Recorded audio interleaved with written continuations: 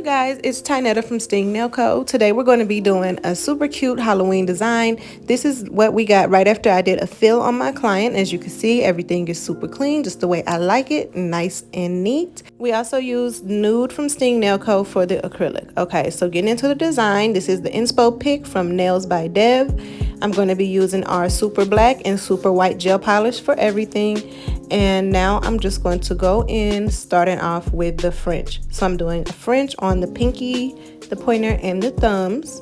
Just a basic black French, and I'm using our thin liner brush to go ahead and draw that U shape and then fill that in with the gel polish brush. That's just going to save a little bit of time instead of keep trying to fill it in with the liner. Then you always want to go ahead and just keep editing, shaping, cleaning up until you're completely happy with the French. I have a lot of new stuff coming for you guys soon. It's holiday season, so stay on the lookout for that. Make sure you're subscribed to our mailing list. You can sign up at stingbeauty.com and just sign up for the VIP mailing list. That way you can get notified of everything before it happens, and you can get notified of anytime we have sales, discounts, new product arrivals, and things like that. For the screen design, I'm starting off with one coat of our super black gel polish, and as you can see, this is very, very opaque. You only need one coat coverage, and it's not thick or bulky. It's very easy to work with. This is my favorite black polish. Then I'm going to go ahead and draw the drips on the middle finger. I usually like to do more than one finger at a time, but if you're a beginner and you're nervous that you're going to bump something, just go ahead and cure in between each nail. So anyway, for the drips, I just draw these little lines where I want the drips to go, and then I go ahead and connect them around the cuticle area. And then I'm going to use the tip of my brush with a light pressure to go ahead and draw that bulb shape towards the bottom of the lines, and that's what's going to give the drip effect. And you always want to make sure that you're continuing to fix up the design until you're completely happy with it. I wanted it to be a little bit closer to the cuticle so it didn't look grown out. Bring that down a little bit more on this side. Just those small things make a big difference. So now we're going in with the actual screen mask, and all I'm doing is just sketching out the shape that I saw on the picture on my phone and filling that in. I'm using our super white gel polish, and as you can see, one coat coverage again, even on top of black. Cure that, and now I'm going to go ahead and add in the details with that super black, and I'm just drawing in his eyes, his nose, and his mouth.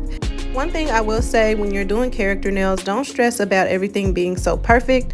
You want it to look like them, but it does not have to look like it came out of a computer. I wasted a lot of time in the past years doing that just for, nails just come off or you file it off in 2 weeks anyway. So you want it to look close, but it doesn't have to be an exact replica, okay?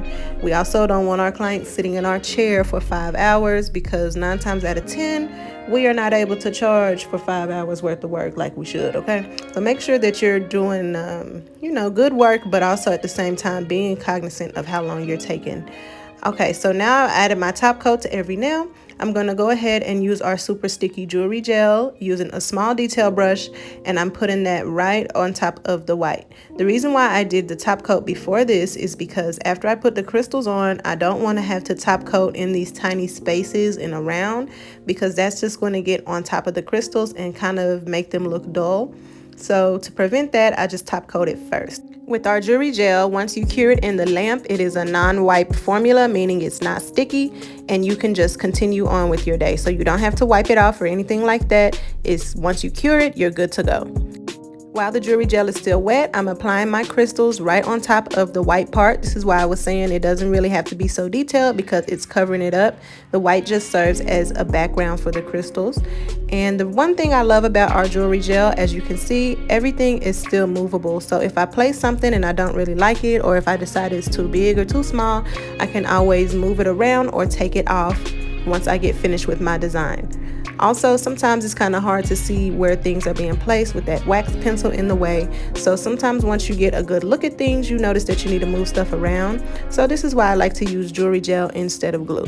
So once I get everything perfectly placed, I'm going to place that in the lamp for 60 seconds, and then we're done. This is the finished product. These came out super cute and super classy. I always love a good French, and I love how these are a glam Halloween look instead of like gory or scary, something real cute for the girls. Thanks to Nails by Dev for the inspo. She's definitely going viral with this look. I'm glad I got to try it this year, and I will see you guys on the next one.